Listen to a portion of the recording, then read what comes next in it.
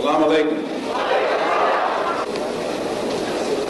Mr. Moderator, our distinguished guests, brothers and sisters, our friends and our enemies.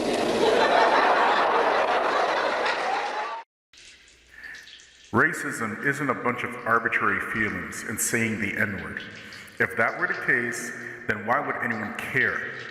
Rather, racism, white supremacy, is a global system in which those who have classified themselves as white can have domination over the resources, economics, education, politics, religion, movements, and lives over those people who they have classified as black.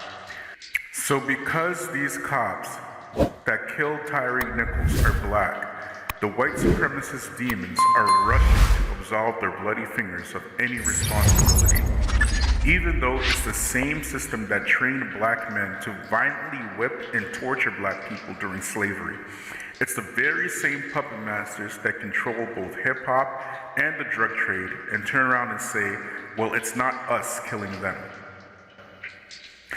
The Klan has traded in their white sheets for badges and blue suits. The same Klansmen are the judges, politicians, and lawmakers. They didn't infiltrate anything. They sanitized it and made it palatable.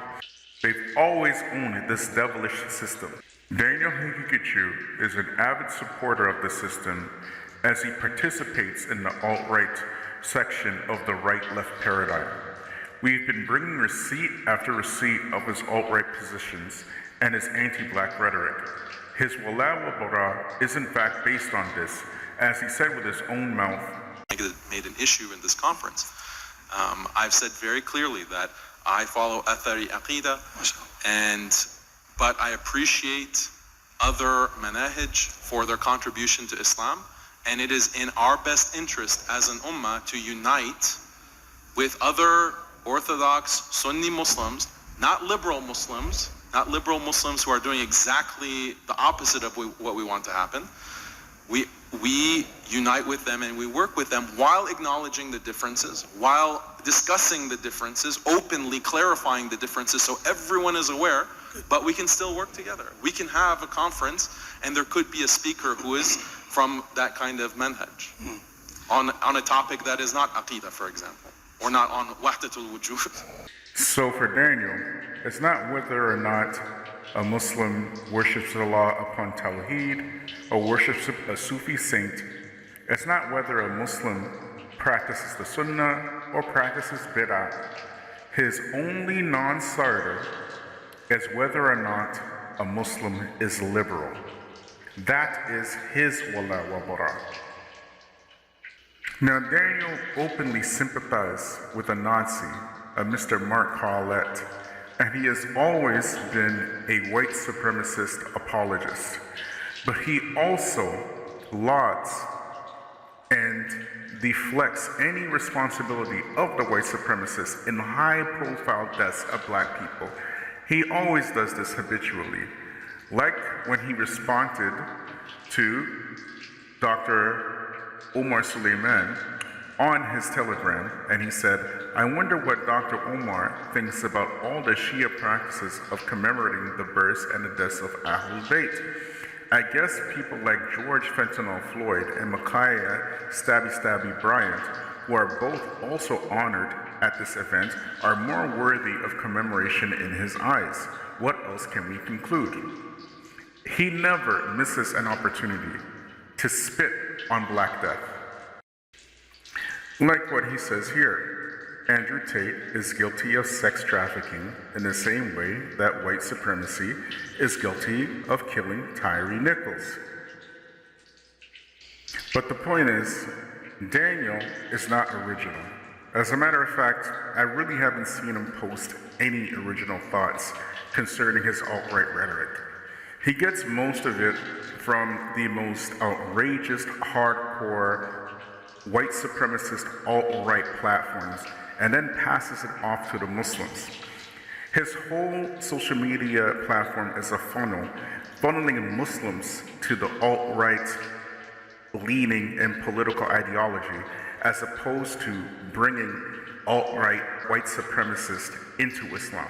he has the opposite effect. Posts like this from right-wing savages on Instagram, for example, where you can see here the right-wing savages have put out a meme who killed Tyree Nichols, and all the white supremacists have come together to pigeonhole white supremacy and those who fight against it as liberals. Or this one from Mostly Peaceful Memes, doing the same thing. And again, these people are trying to pigeonhole anybody who fights against white supremacy as a liberal. I wish a biscuit would call me a liberal.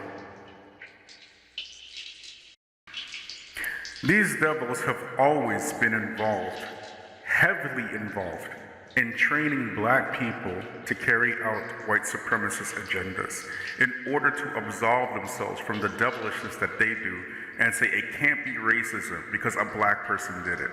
For example, the walking Uncle Ruckus, Coon, Sheriff David Clark, who essentially goes around and says that black death is justified by cops because black people won't stop committing crimes.